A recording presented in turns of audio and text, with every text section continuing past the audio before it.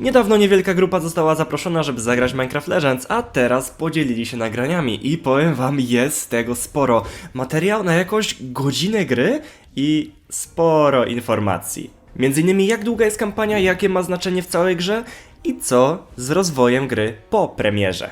No więc zacznijmy od tego, jak przebiega pierwsza godzina rozgrywki. Na początku jest taka trochę, no nie wiem. Rozumiem, że chcieli nawiązać do Minecrafta, ale wygląda to bardzo nieprofesjonalnie trochę. Po prostu znajdują sobie jakiegoś gościa w jaskini, ten gość idzie im pomóc i elo, akurat ty jeden spośród milionów graczy Minecraftowych, akurat ty musisz nas uratować. Dają nam te wszystkie narzędzia, z którymi możemy dowodzić i w ogóle. Potem jest tutorial, a potem musimy ratować wioski. Na początku mamy tylko dwie jednostki. Po pierwsze Plank Golema, po drugie Cobblestone Golema. Jeszcze na początku na liście jednostek jest Vindicator, co jest trochę spoilerem. Jego się nie respi tak jak wszystkich innych. O nim też trochę więcej wiemy już. Ale on na początku powinien też być zablokowany, żeby nie spoilerować, że taka jednostka tu będzie. Dobra, więc tak, najpierw musisz odbić zniszczoną wioskę. Idziesz, rozwalasz pigliny i potem musisz tą jakby studnię? Nie była studnia, to była fontanna. Fontannę musisz naprawić, czyli musisz postawić chatę stolarza. To jest taki budynek, który naprawia pobliskie struktury. Jeżeli postawisz ich kilka, to nie zwiększa się prędkość leczenia, natomiast zwiększa się zasięg. Jak już tą wioskę uratujesz, to o nie, atakują kolejną, to tą kolejną musisz lecieć, ale tym razem ona nie jest zniszczona jeszcze. Musisz ją bronić. No i potem spoko, uratowałeś, ale nadchodzą kolejne. I tutaj jest jakby taki tutorial trochę bardziej budowania. Ten tutorial na samym początku to takie bardzo podstawy były. A tu gra tak powoli cię uczy i w tym momencie właśnie każą ci zbudować mury, jakieś wieżyczki i tak dalej, żeby się bronić.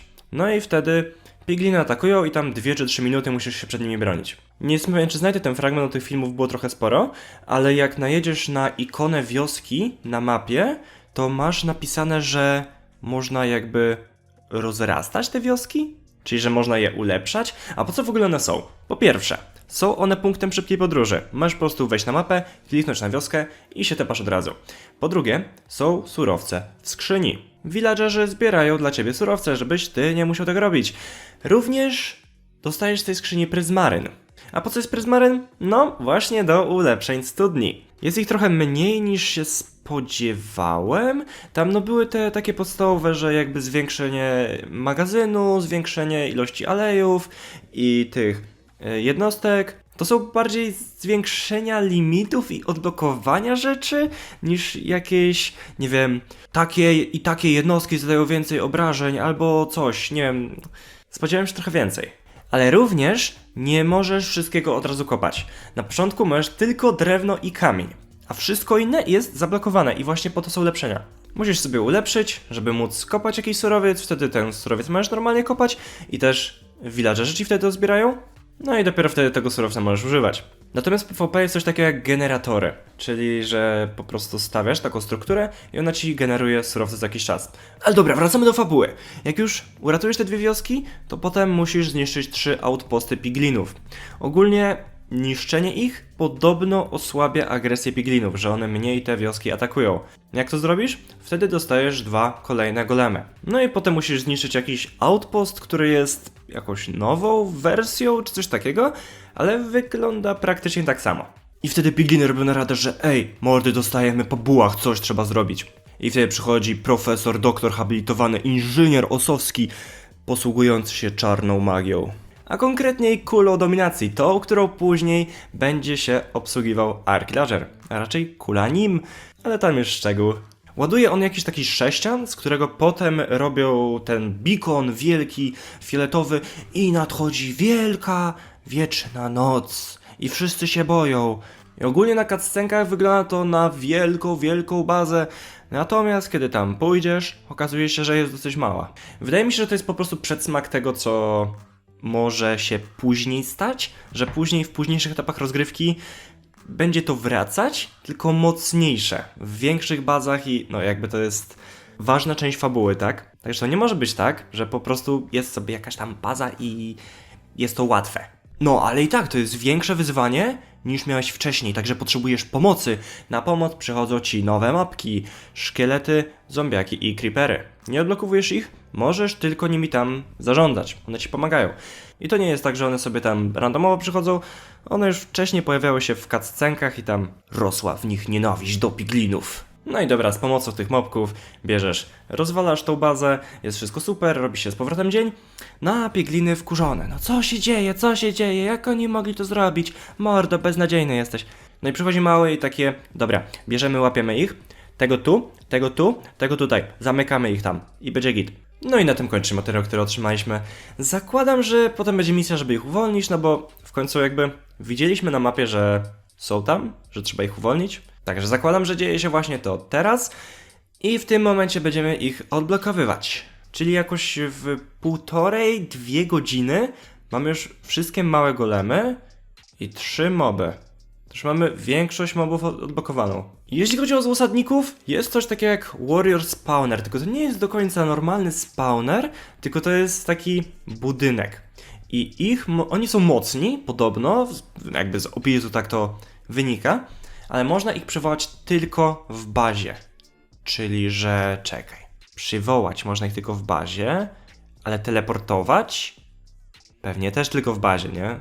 Czyli to jest jednostka, z którą trzeba iść przez całą mapę. Znaczy całą mapę, no po prostu jakby od najbliższej bazy do twojego przeciwnika. Nie możesz tak jak z wszystkimi innymi, że po prostu sobie podchodzisz do bazy sam, bez nikogo i potem ich teleportujesz do siebie albo spawnujesz od początku. W ogóle przy spawnowaniu są całkiem ciekawe melodyjki. Natomiast jeśli chodzi o duże golemy, to są oni nazywani The First, czyli pierwsi. Żeby ich odblokować, wszystkich naraz, na to wygląda, trzeba po prostu postawić odpowiednie ulepszenie studni. I znowu nie jestem pewien, czy znajdę nagranie tego, to było chyba 8 odcinków oglądałem i to różna długość była, 15 minut, 30 minut, także może być problem, żeby niektóre rzeczy znaleźć, wiecie? Więc tak, zakładam, że po odblokowaniu tych mobów już rozdawnictwo innych mobów będzie ograniczone, a będziemy bardziej poznawać piglinę. Jeśli chodzi o długość fabuły, to podobno trwa ona od 18 do 25 godzin, tak mówią twórcy. Natomiast tak samo Techland mówił, że Dying Light 2 będzie można wymaksować w 500. Przeszedłem grę 4 razy, zrobiłem wszystko. Także te przewidywania mogą być bardzo odklejone, może to być 15 godzin, 10 godzin, jeżeli jesteś szybki. No ja myślę, że to przejdę w jakoś 10-12, bo jednak sporo dosyć wiem. Właśnie tak trochę nie powinno się to w ogóle wydarzyć, żeby oni dostali pozwolenie na opublikowanie tych filmów. No bo tak trochę, powiedzmy, wiedziałem już większość o grze, tak? A teraz jeszcze dostaliśmy tyle nagrań. To absolutnie psuje niespodziankę, wszelki hype i tak dalej, jakby tu już nie ma zagadki, co to jest. My wiemy wszystko. Okej, to teraz wielka, potężna lista tego, czego się dowiedzieliśmy. Portale mają różną wielkość i zależnie od tej wielkości dostaje się większe albo mniejsze nagrody. Tygrys słabo skacze, żuk szybko pływa. Trzecia horda to Horde of the Hunt, czyli horda łowców, bym powiedział. Oni budują mało struktur, ale za to tworzą dużo jednostek. Czyli Cobblestone Golem tutaj będzie mało użyteczny. Z opisu hordy Bastionu wynika, że dużo strzelają, pomimo iż jakby na filmach nie wygląda na to, to bardziej wygląda jakby Zarodnik dużo strzelał. Można znaleźć aleje w skrzyniach. Dalej nie wiadomo, co to niebieskie coś robi. Chłop do tego podszedł i nie ogarnął. Więc może to jest tylko ozdobne? Pigliny są w ciul tępe i potrafią rozwalać mur, gdy tuż obok jest normalne przejście. W nocy pojawiają się nocne pigliny, które są mocniejsze. Przypomnę też, że w nocy mieliśmy się chronić bardziej niż atakować. Jest taka struktura jak bęben bojowy i on przyspiesza strzelanie twoich pobliskich wieżyczek. Jest również wieżyczka z lunetą, która zwiększa zasięg tych wieżyczek. Podobno nie ma tu żadnych sekretów, chociaż kto wie, w PvP nie ma czatu. Są natomiast komunikaty po zakończeniu gierki, na przykład co się stało, good game, dobrze rozegrane, nie, tak. Są też ciekawe podsumowania w PvP, najwięcej zbudowanych wież, najwięcej zmian zwierzaków, dowodziłeś największą ilością mobów, najwięcej struktur ulepszeń i najwyżej się wspiąłeś. Może coś więcej, nie wiem, może to jest losowe jak w Dungeonsach? Już wcześniej wiedzieliśmy, że Brick Golem robi jakąś zieloną aurę, teraz widać ją lepiej. Co ona robi? Dalej nie mam pojęcia. No najwidoczniej wzmacnia jakoś nasze jednostki. Skiny 4 zwierzaków wyglądają w ten sposób.